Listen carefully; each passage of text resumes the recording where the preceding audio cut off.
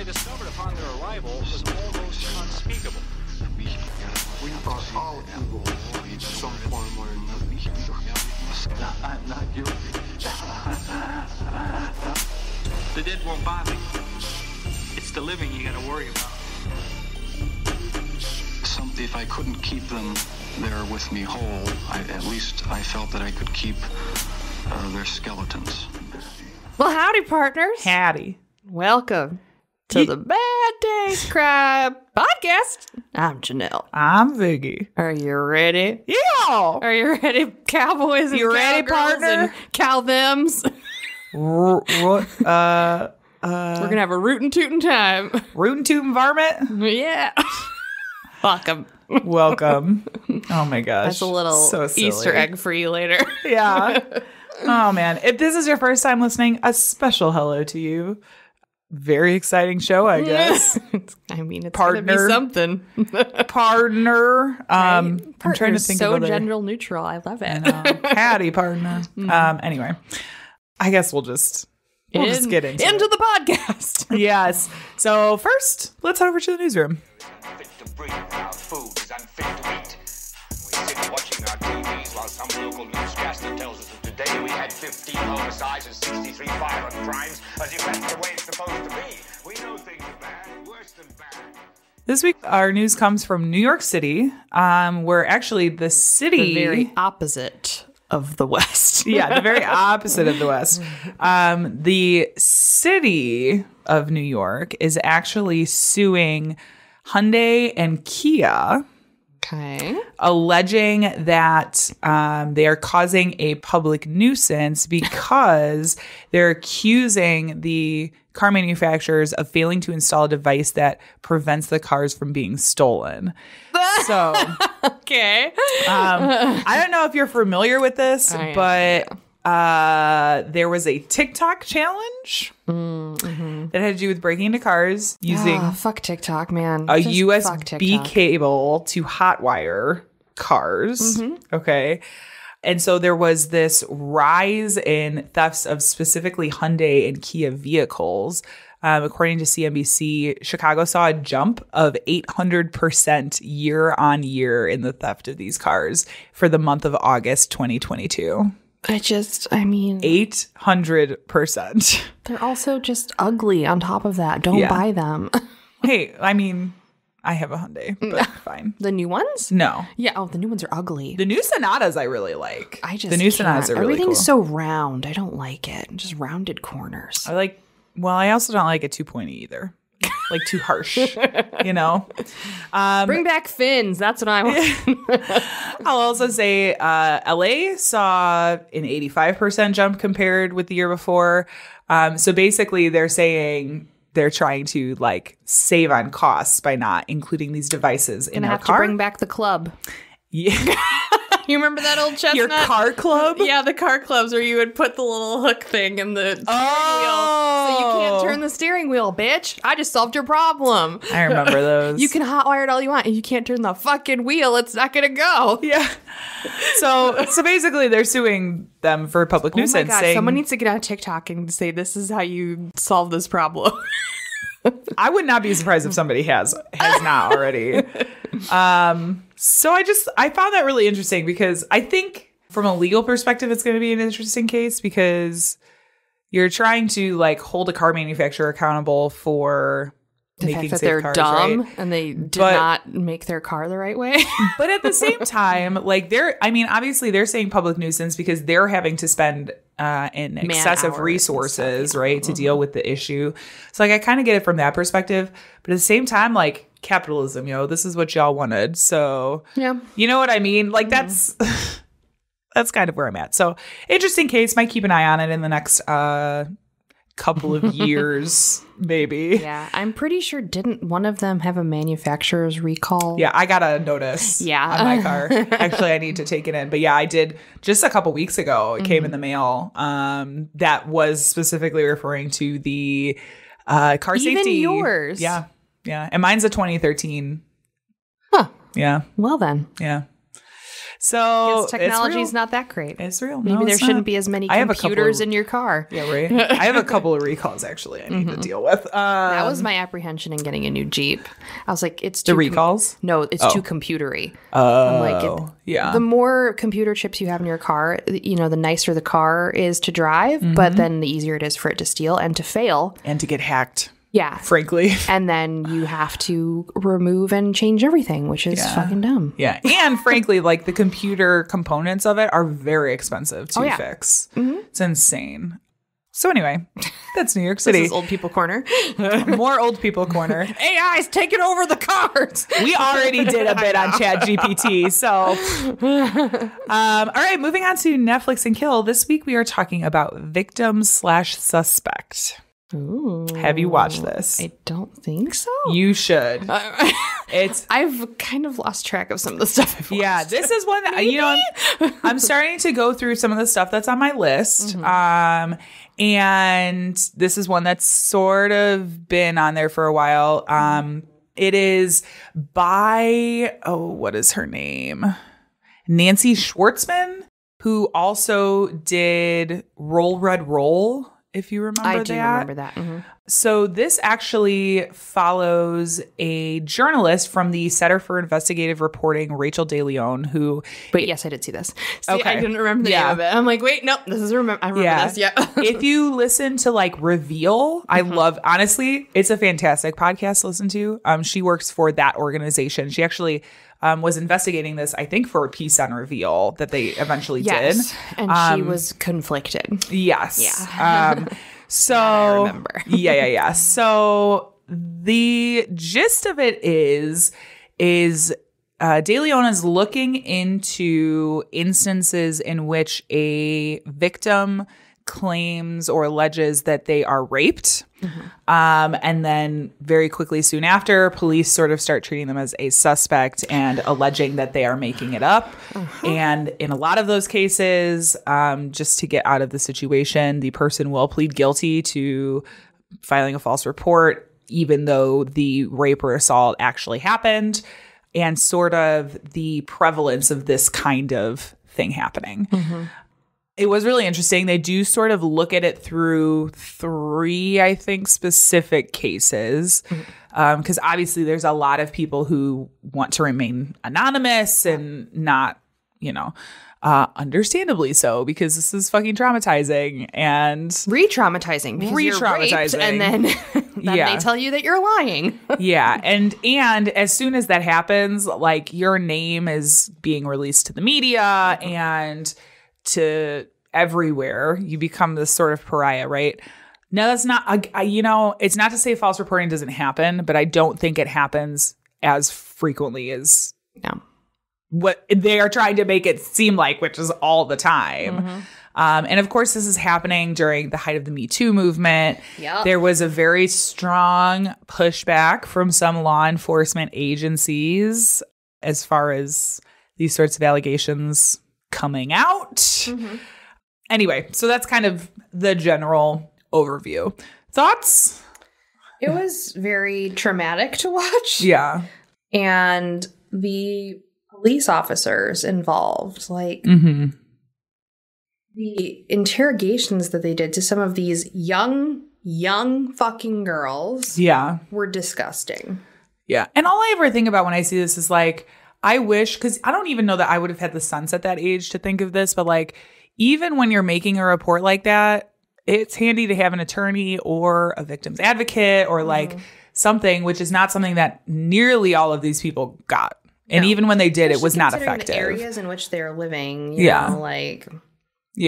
highly unlikely that a victim's advocate would even be available. Right. The fact that they did, there was like one instance where the victim's advocate was available, but then she left at like some point, and that's kind of the instance when the interview turned quite a bit. So like, obviously if those resources were available, things I think would have gone a lot differently, but not everybody knows to ask for that or to, they're just they think they're going in to report a crime against them. And next thing you know, you're a suspect. It's not great. And how quickly they didn't even investigate really some of those cases and just turned it. Yeah. Yeah. And I mean, absurd. One of the cases that they talk about had to do with an influential member of the community that was sort of like well known by the police, and he got a lot different treatment than a normal person would, I would say. Yep. I definitely think it's worth watching. I think it's a really interesting look at this. Again, I've been watching a lot of documentaries rather than series recently. So, like, I've been going between documentaries and Vanderpump Rules. Oh, girl. Yeah. Did you hop on the Scandival train? Yeah. No, I don't have Peacock. Oops. I'll wait for Wani to put it on the Plex, and then There you go. because I have a feeling I tried to go back to the beginning and tea. start. Oh yeah, I started watching it from the beginning. Then I'm like, I'm just gonna skip to the season and then go back because I know what happens and I just want to see what happens. Yeah, because I know what happens. You know. Yeah. Anyway, that is Victim/Suspect on Netflix. Check it out. This is that part of the show where we say content may not be appropriate for all listeners. Gosh, my mouth is moving faster than my brain today. Par for the course. This one's kind of fun. I'm talking about some pretty serious shit, but like it's still kind of fun. I mean, is yours old timey too? Yeah. Yeah. So when you're in the old timey times, it's fun. Doesn't count. No, it's too removed to be serious. What are we talking about today, Janelle? Vicky, Janelle, are you ready to go to the Wild Wild West? boy, howdy am I? Wiki, Wild Wild West. We have to do that version only. Oh my. Yes, we're going back to the Wild West to talk about more crimes because, I mean, hello, it's full of them. Yes. I can't stop my fascination with like old-timey Western culture. I know it's really fucked up, but like it is really fucked up, and that's why it's so interesting. Yeah. So for this particular episode, we're going to go to post-Civil War era Kansas. Okay. So buckle up that saddle. Okay. Hitch it. Hitch your horses. And giddy up. Giddy up. So just to give a little background. Post-Civil War Kansas.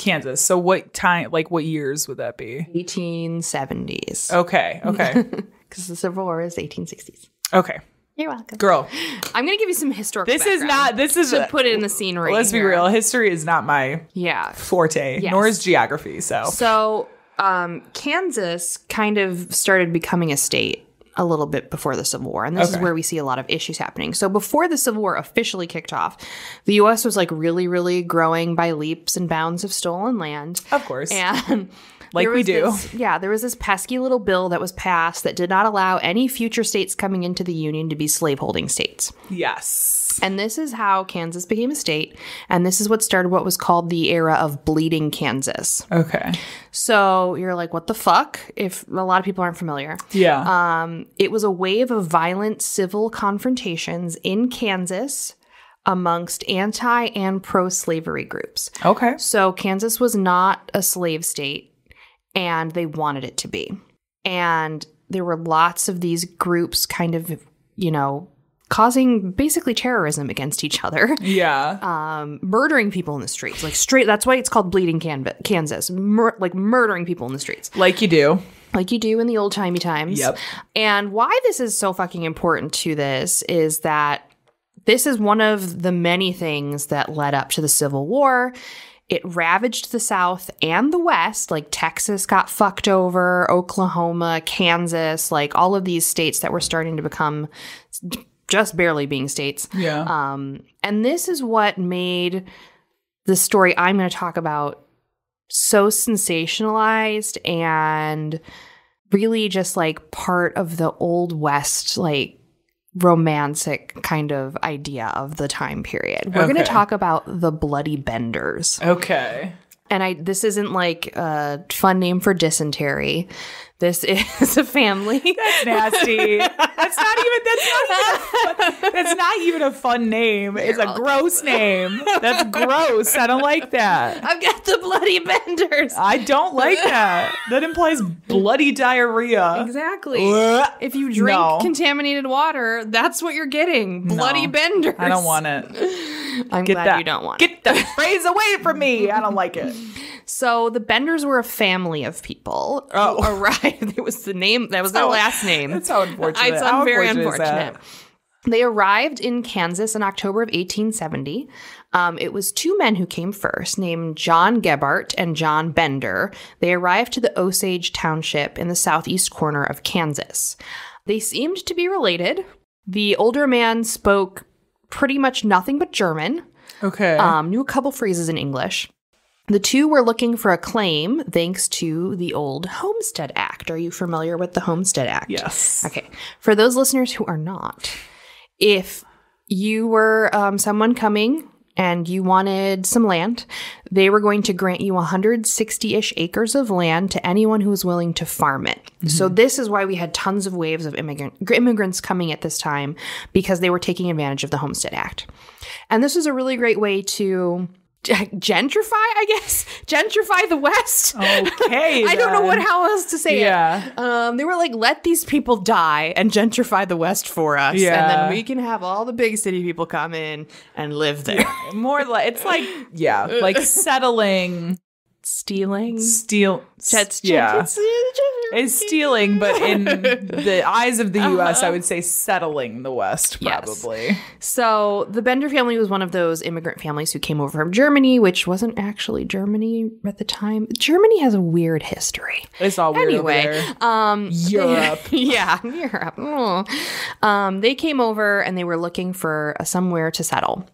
In addition to John and John, there was Elvira and Kate. Kate, okay, this is where it gets really confusing. There is not a whole lot of information on where this family came from or their background or how they were even related. So this is really like hardcore allegedly information, okay? Which is, you know what? I'm just going to say here, very common of this time period. Oh, yes. Mm-hmm. Lots of like extravagant, exciting stories. Mm-hmm. Yeah. So allegedly, Kate was the daughter of John and Elvira. There were accounts that the other John was married to Kate. However, the documentation that I looked at stated that John and Kate were the children of John and Elvira. It's all very confusing. Okay. So possibly brother and sister? Possibly husband and wife. Germany. Brother, husband, sister, wife? Germany. I'm sorry to every German listener. Yeah, right. It's all very, very confusing. You can try to map it out in your head, but just don't. Go with it. Yeah. They built a homestead cabin just off the Osage Trail, and they opened their doors to wayward travelers going down the trail. Now, I have in the notes a picture. There was actually some documentation considering the time period of their homestead. So if you do want to take a look at it, we'll link it as well. But it's fucking small. Okay? And I don't know how they would host people here because the house is like the size of a bedroom. Oh. It's very tiny. Oh my. They would build this tiny fucking house. It's a micro home, you know, now it's chic. This is like the pre tiny house? Yes. Okay. They would build this tiny house and then eventually would come a barn, a corral, and a well. So they were really building up the home area. After the farm was established is when Kate came to live there with Elvira. So the men came, they got their place, they built the house, and then the women came over, which is very common. Right. Now, the younger daughter, Kate, was also a spiritualist, which was really popular at the time. This is the beginning of when spiritualism was like all the rage. She became a really big draw to the homestead, in addition to it being off the Osage Trail. There were very few places to stop on the Osage Trail. The Benders was like the big main one. And then on top of that, you have this girl who would, you know, predict your future. So it became like kitschy and fun, you know, like a roadside attraction. Yeah, like a roadside attraction. It was interesting. Yeah. Now this was in quote unquote Indian country at the same time of the Oregon Trail. Osage is actually a Native American group. That's how it's translated. That's not their actual name, but they called it the trail, Osage Trail, to let you know that you're passing through quote unquote Indian country. Okay. Now, lots and lots and lots and lots of people did not make it all the way out west. Yes, I would say so. Largely due to starvation, injury, run-ins with outlaws and Native American tribes, and of course, just plain old murder. Yeah. Yep. Honestly, dysentery killed most people. Yes. That little bloody Bender joke was a reality. So still gross. Yeah. Still really gross. The family was a bit of a mystery to the locals of the nearest town, Cherryvale. The Older woman in the family, Elvira, allegedly also did not speak much English. Older Bender obviously did not speak English. And things got really, really weird after Elvira and Kate came to the U.S. In May of 1871, a man was found along the creek bed close to the Osage Trail with his throat slashed and his skull crushed. Oh, boy. By 1872, there had been 2 more bodies found by the creek with throats slashed and skulls crushed. Locals thought it was horse thieves or some kind of like rambling band of marauders. And in 1872, the brother of Kansas Senator Dr. William York went missing near Independence, Kansas. What if it's ghosts? It could be ghosts. Ghosts of all the indigenous people you murdered, probably. Right? It is said that William York had mentioned to a friend that he was going to visit the Benders, who ran that little, kind of stopping point. B&B. Yeah. B&D is more like it. Oh, Bed God. and death. Oh, God. The Benders' home was used also as a kind of a grocery store, so you could get supplies, an inn for you to stay, and a makeshift saloon. So, like, all these things and more. Yeah. In this tiny fucking little house. Now, when William York came up missing, his brother, who was Colonel York, and also a U.S. Senator, sent a brigade to find him. So you have rich man went missing. We need all the troops. Okay. Yeah. It's starting to sound very familiar. Yeah. Now he hired a group of men, a la the Pinkertons. Okay. To go around finding information about where his brother had went. They were just going through Kansas, beating up people, harassing fellow spiritualists in the area. First, they started by assaulting the Benders' neighbor, the Roaches. And then it was alleged around this time that the Bender family disappeared. Oh. Reports state that the Benders went missing about 3 weeks before anyone noticed, and right around the time when York and his posse were coming in, beating people, trying to find where his brother went. On April 6th, a wagon was discovered abandoned on the Osage Trail that was labeled grocery on the side of it. This was thought to be the Benders' wagon. A few days after this, a man approached the homestead of the Benders, and it was completely abandoned. There was a half-starved calf in the barn. The home was emptied out halfway. There were burned clothes in the yard burn pit, and there were bullet holes in the side of the home. There was also a blood-soaked headboard just hanging out. Seriously? Just Yep, just hanging out in the house. Ooh. Now, the authorities were immediately called. Good. Upon first coming up to the house, they're like, oh, the family was murdered. Like, this looks like the family was murdered. But upon further investigation, they went out into the property to see if maybe someone had, like, buried the family. They were really thinking, like, someone came in, which happened a lot, unfortunately, at this time period in the West. Yeah. Someone comes in, takes all your shit, murders you, and buries you, and that's it. You're done. Yeah. Now, when they went out to the orchard that had just started growing, they were kind of looking around, and they found some overturned dirt, and they came across a dozen bodies. Holy shit. Okay. And they were like, wow, I was not expecting that. These are decomposed, and a couple fresh ones, and none of them match the identities of the family. Oh my God, there are so many theories already running through my mind. Okay. So we don't think they were killed. Okay. Now, once word got out that the murders on the homestead, there were tons of people in the area started flocking there. This is a very classic thing that had happened at this time period. Yeah. Let's go watch the murder investigation. Right? And even worse, let's take stuff. Yeah. Maybe I that's can what get happened. a souvenir, a piece of wood from the bloodied headboard. So people in droves, and I shit you not, reports of between 1,000 to 3,000 people visited the homestead after the bodies were found and took items and like fucked the shit up, like traipsed through all of the evidence. Yo. They were like picking apart the literal cabin, taking boards from the cabin, taking bricks and stone from the home's foundation. They literally tore it apart for souvenirs. Wow.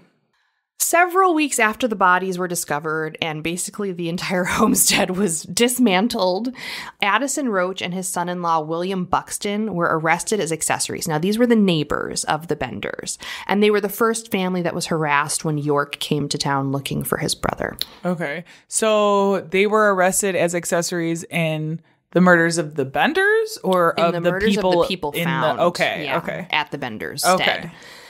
In total, 12 men of quote-unquote bad repute in general would be arrested in relation to all of the bodies found on the homestead. Okay. Now, there were, this is the Wild West. Yeah. And this is when people were just like taking rumors at face value. Yes. Most of the time, not true or accurate. Right. You can't really identify someone because, like, there's no photographic evidence. This is just a description. And, like, everyone who had a beard looked exactly the fucking same. So, like, Yeah. what is justice? What is it? So there were reports that these men helped hide bodies and sell off stolen goods. So that's what they were getting arrested for, was accessories to murder and selling stolen items. It was confirmed that eventually they found that the family had bought tickets on the Leavenworth, Lawrence, and Galveston Railroad that was headed towards Humboldt. It was reported by witnesses that John and Kate left the train and caught another train to Red River County near Denison, Texas. From there, it is alleged that they were brought to New Mexico via Texas.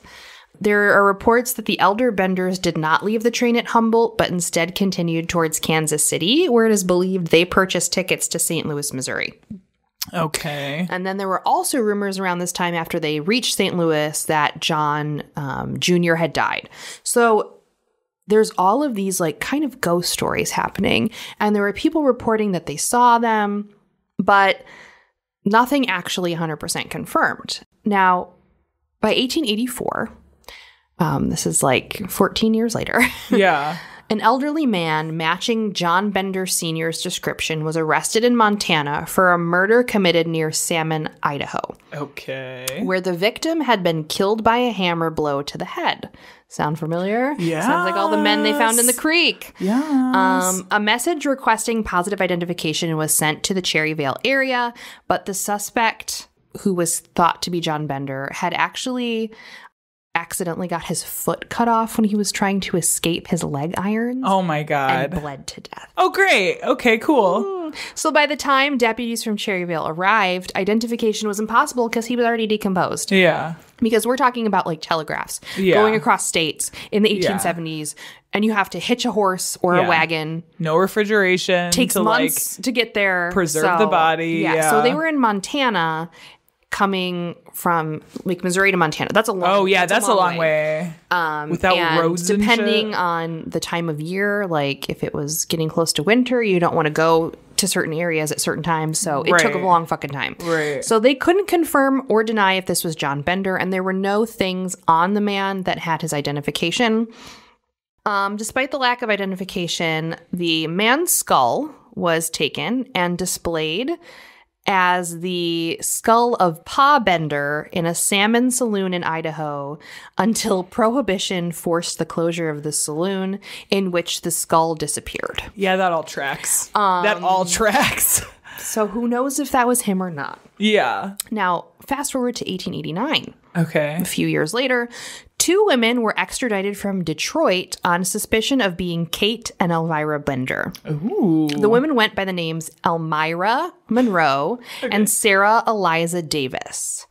They were originally arrested in Detroit for larceny.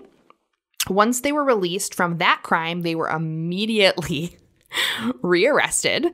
Sarah allegedly told the police during her custody that Elmira was Ma Bender, but that she was one of their other children and not Kate. Okay. They're like, I'm one of the other kids that they had.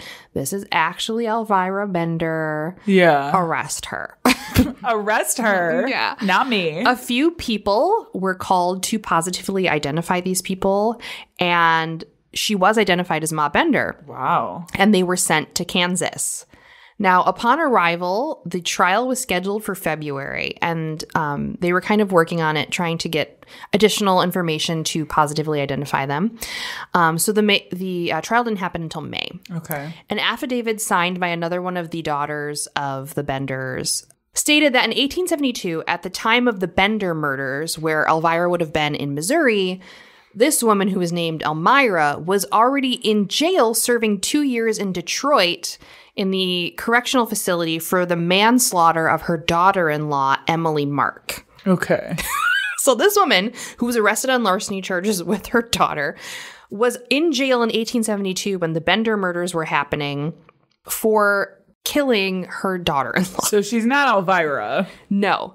But she's also a murderer. Yes, but she Okay, is cool. also a murderer. Cool. All right. Their attorney then produced a marriage certificate indicating that she was Mrs. Davis and had been married in Michigan in 1872 before murdering her daughter-in-law. Okay. Well then. So, honeymoon, honey, I killed your daughter. Weird. So obviously she couldn't be Elvira Bender if she was in jail in fucking Michigan at the time. Right. Their defense lawyer even stated in closing arguments that although these women were most certainly cheats and liars, they were not the Benders. Damn.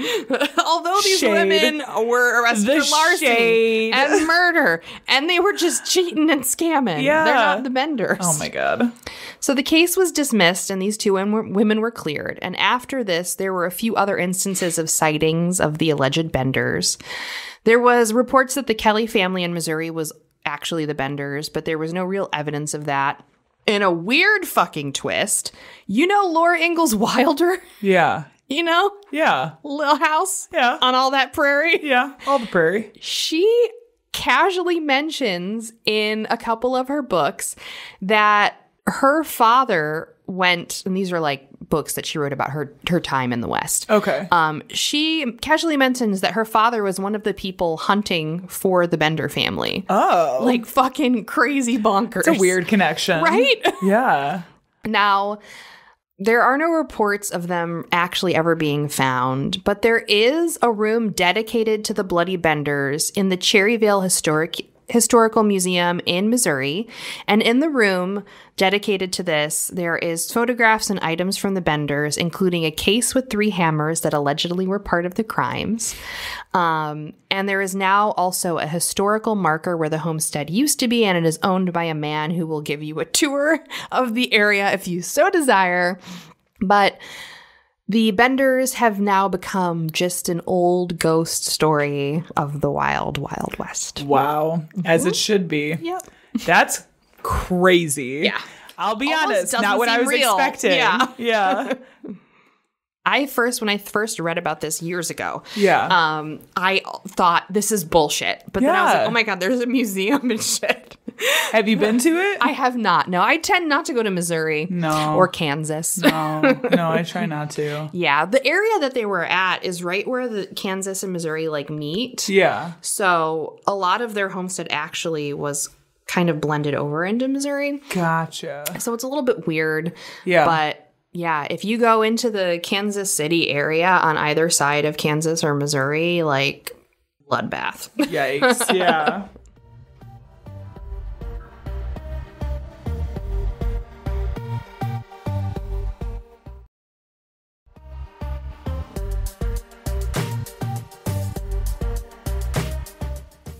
So I decided there's so many choice Wild West stories I just keep to going pick back from. because there's just so much. And they're all like Juicy. equally as juicy, equally as interesting. So I decided to go with Boone Helm, the that sounds Kentucky ominous. cannibal. Ooh. Yes, because this seems right up my alley. And I will say it is a shorter story, but you know how it is with old-timey things. You know? Lost to the ages. Exactly. And a lot of this, like yours, is like stories told by people to Right. other people Just who then campfire. yeah. Situation. Mhm. So Boone Helm, his full name was Levi Boone Helm, was born in 1828 in Kentucky and eventually moved to a new at the time settlement in Missouri. These, like you said, were like very clearly early days of the nation, early days. So just to provide some context, just a few years before Helm was born, Missouri had been granted statehood. They also ran into some of the same issues about slavery states. Illinois did, which is really gross to think about. I know. Yeah. And there was also like the Missouri Compromise, which then ended up getting thrown out anyway. And so there was all history that going on. There was also, something that I find interesting during this time period. Y'all know about the Mormons? Oh, yeah. Oh, the Mormons be tearing it up at this time period. So there, like, is this Mecca or is this Mecca? Yeah. So it was in 1838, or I'm sorry, it was a little bit after that, I think in the 1840s. There's this big to-do about 1838. There's a big to-do about Mormons in the area. They had allegedly at the time, like, attacked a group that they thought was coming to attack them, essentially, that was like encroaching on their land. People were so afraid of them settling. Yeah. Like, they were just like, get out of here. Yeah. Well, and so they had like gone and settled this area that didn't really have anybody in it and were there for a while before they started having sort of issues because of the whole polygamy thing. It was mainly multiple wives. Yeah.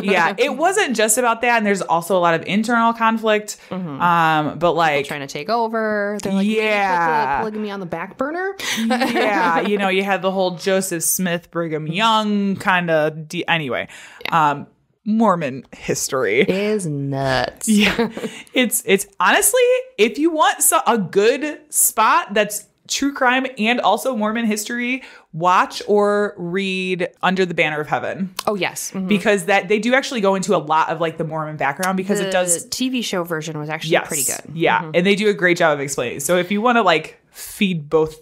Yeah. Itches. Vicky, are you aware that the Illinois, this particular area that we're in, is actually like a haven for people who've left the Mormon church? Yeah, I'll get to that. Yeah. Hold on. I know a few people at work. Yeah. Well, and part of that is like, because during this time they were in Missouri, but it was like right on the Missouri-Illinois border. So Illinois is actually like a big place for Mormon history itself. So in 1838, there was an extermination order that was issued, which ultimately pushed the Mormons from this area into Utah. That's like kind of so I'm not surprised that we're like a haven for ex-Mormons, because like, this was also kind of where they were pushed out of. So, like, I'm not surprised people would come back here to get away from them, essentially. But it was still this sort of very, very much an early time of, like, lawlessness and also figuring out how to run things as far as, like, law enforcement goes. So, as he moved into adulthood, Helm became a real rootin' tootin' varmint. According to Bakerville, quote, "The rough pursuits of border life were congenial to his tastes, and as a young man, he became known for his great physical strength and his rowdyism. He delighted in nothing more than a quarrel which would bring his prowess into full display." Oh, yikes. Those words. I know, that was very... old timing. Yes. Yeah. He was like looking for fights all the time. And when I say into adulthood, I'm talking like 17, 18. Yeah, that's adulthood. 19. Don't live very long. Yeah. So he was also reportedly quite the drinker. Who wasn't at this time period? Yeah. I mean, really. Yeah. And at some point, Helm decided he wanted to move and settle farther west in like Texas or in California. And he had made this plan to move with a friend and neighbor, Little Barry Shute. Okay. It's great, right? It's good. That is, Little Barry Shute. Some had said that Shute agreed to this in order to pacify him on a night that he was like particularly drunk. Like he was like, "You're going with me." And he's like, "Sure, buddy, whatever you say." And he held on to that. And so when Helm found out that Shute had, in fact, no intention of leaving Missouri, the exchange reportedly went like this. oh, boy. Okay. So Helm said, "So, Little Burry, you've backed down on the Texas question, have you?" Shute, attempting an explanation, was stopped by the peremptory demand, "Well, are you going or not? Say yes or no." No. It's a hard no for me, sir. Hard no. When Shute said no, Helm stabbed him in the ribs, killing him instantly and fleeing. I thought they were friends. You don't stab your friends. He said no. He promised he'd go. Away. He promised he'd go, and then he told me no. So now he's got to die. Oh my God. Yeah. So he stabs his friend and then leaves. So then, as happens, a group of men, including the Shute's brother, sets off in pursuit of Helm, and they eventually capture him and return him to Monroe County, where he stood trial for Shute's murder. Helm was convicted, but there was some serious question about his sanity even at this time. And rather than sending him to prison, he was instead sent to a lunatic asylum that he eventually escaped from and left for California. He's only there for like a week. And there was like, this is a wild ride. Okay. peace out. I'm going to Cali. Mm-hmm. So the next part, again, seems to be a bit hazy because like, it's 1800s, record keeping's not so great. So once Helm escaped to California, all that we know, this is all I could find, was that he killed, quote, several men in various altercations. You got to blaze through there. Right. Mm-hmm. I imagine their bar fights, probably some robbing of people on his travels. Yeah. Like the cartoon. Like just shooting. literally. Yeah. Mm-hmm. Yeah. So other than that, not much is known about those particular murders. But somehow, as with his other crimes, he managed to flee arrest and ended up in the Oregon Territory. Okay. So the next chapter of Helm's life starts with a man named John W. Powell, who met Helm along with 5 other people that he had been traveling with. Powell describes Helm showing up at his lodging on April 10th, 1859. Helm had said that he was attacked by a party of indigenous natives who stayed in combat with them for a while. They were just like chasing him down and attacking him for a couple miles. Helm also said that they had been long out of provisions. At this point in time, this group of them had been traveling like through the winter months. So they had some provisions. They were able to sort of like find abandoned or empty forts, barns, whatever, and kind of get some stuff from there. But they were like out of provisions. So much so that they eventually had to eat the horses. And going downhill quickly. Making good use of their hides for snowshoes. Okay. All of this is sort of a pretty meandering story that had some people left behind because they like didn't want to slow the rest of the group down. Mm-hmm. One man who he had been traveling with, one of the last men that he had been traveling with, committed suicide so as not to endanger the other people. Mm-hmm. Helm himself at some point was run out of Salt Lake City due to his criminal past and because while he was there, he murdered 2 people. And so they were like, get out of our town. Oh, yeah. And he eventually ends up on the doorstep of Powell, who gives him shelter and essentially saves the life of a man that he's completely unaware is like a full-on murderer and is just going to keep on murdering after he leaves. Maybe I can change him. Yeah. No idea. Is like this guy just showed up, gives him shelter, and then he leaves, right? They also talk about like Helm, although he probably, I think I saw somewhere he probably had like $14 on him, which at that time, pretty much a lot 14 of money. $14 a lot. He never said thank you, never paid him to like stay at his, so he's just like peaced out. It was like, thanks, bro. See you never. So he leaves. There's also reports that the gang of people that Helm had hooked up with at some point were told by Helm that he had eaten all or part of his victims, saying, quote, "Many's the poor devil I've killed at one time or another, and the time has been that I've been obliged to feed on some of them." Okay. Definitely a choice. Yeah. So there's that.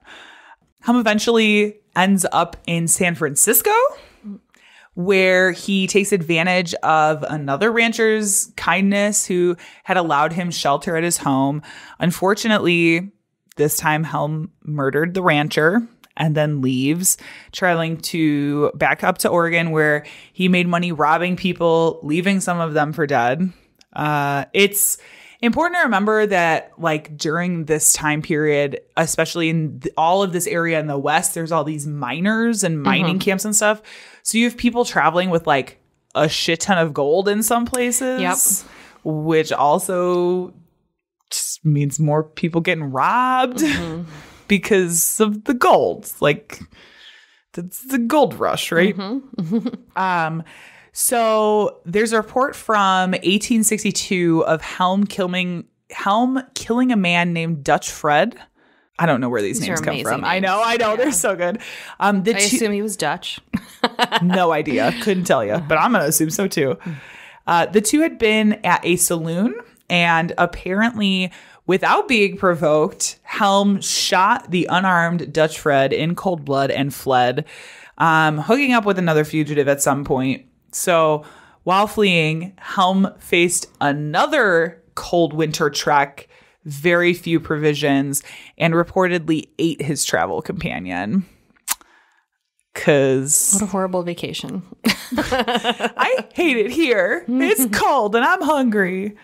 So that, I don't know. He's just very, I mean, I get it was hungry. I get it was a different time, and, like, you know, survival had a very different meaning. But still, that's eating people. Sure is. Helm was eventually captured by authorities, and he was brought in to be charged for his various crimes. But he had another trick up his sleeve. Oh, God. Turns out Helm was one of 12 siblings. Okay. And so he reached out to his brother, Old Tex. Okay. I guess Old Tex must have been rolling in the dough, because he pretty much swooped in, paid off all of the witnesses, and made it so that authorities didn't have any witnesses to try any cases. And so they weren't able to bring any charges, and released him. Although, I mean, I've heard of people being convicted on less, but whatever. Whatever. So Helm leaves with his brother, Old Tex, and they go to Texas. But it didn't take long for him to return to his old stomping grounds in the West. He's like, not big on Texas, and to continue his killing spree out in that direction. This time, he found friends, as much as you can, in low places, as an outlaw, right? With Henry Plummer. Are you familiar? That's the most normal name I've heard this entire story. Maybe Plumer, but probably Plummer. And the rest of his gang. So apparently, and again, I'm not, like, super well versed in old-timey Wild West stuff, but apparently Henry Plummer is, like, a big name when it comes to outlaws. So he kind of hooks up with Henry Plummer and his gang. Apparently, so I did a little research into Henry Plummer. Apparently, he was a sheriff in Montana who was also the leader of a gang of outlaws who robbed shipments basically everywhere from Virginia to Montana. So this huge, like, robbing, like, network outfit of criminals. Yeah. Helm was traveling with Plummer's gang when they were arrested, and they were actually tried in secret. Okay. During the trial, Helm accused a friend of his many, many crimes that he had in fact committed himself. He was just like, this guy. The story also led me to look into the Montana vigilantes. Have you ever heard of those guys? So there were, at the time, like back in the 1800s, due to a lack of law enforcement across pretty much territories that were not super well established, right? Yeah, they were not even close to statehood. No. So in place of that, all of these vigilante groups popped up, and they were essentially sanctioned by all you had to do is have a marshal or a sheriff from anywhere else go deputized. Yeah. So you had all these vigilante groups popping up as sort of their own law enforcement, and then when an actual, like, established law enforcement started being organized and put into place, you really saw a decline in these types of vigilante groups. So they would go out at the time, especially the Montana vigilantes. They were looking for people who were called road agents, or the people who were preying on shipments that were going across territories. So Helm was found guilty of all of the crimes that he had committed, essentially, and was hanged by the Montana vigilantes. They actually carried out the execution. The execution took place on January 14th, 1864 in Virginia City, Montana. Helm was one of several members of the gang hanged that day in front of a crowd of upwards of 6,000 people. What else are you going to do on a Sunday? Go to a public execution, of course. Duh. The executioner was getting ready to carry out Helm's execution when he yelled, "Every man for his principles! Hurrah for Jeff Davis! Let her rip!" And then jumped off the box before he could kick the box out from under his feet. Of course. I die on my own terms. Yeah.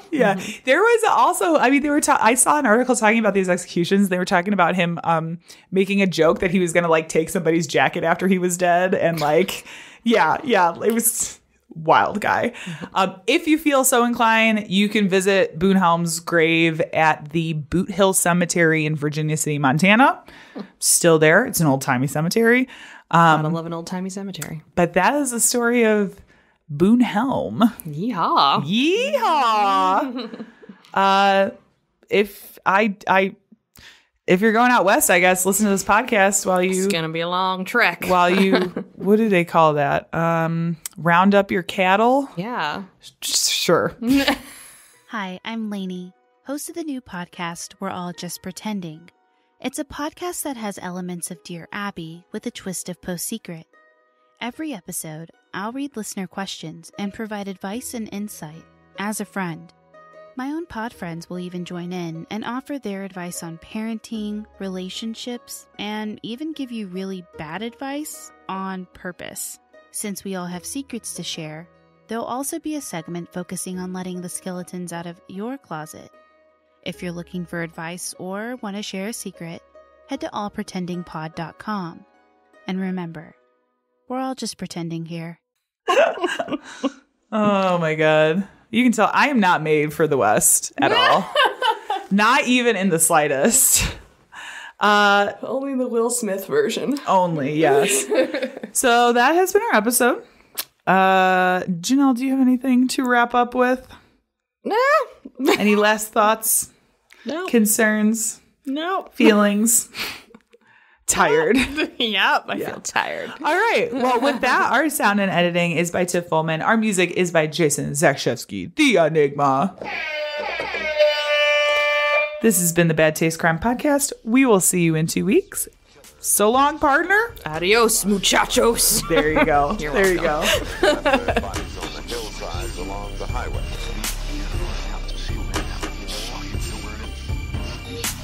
It was as if a wave of evil washed over this town. We are all people in some form or another.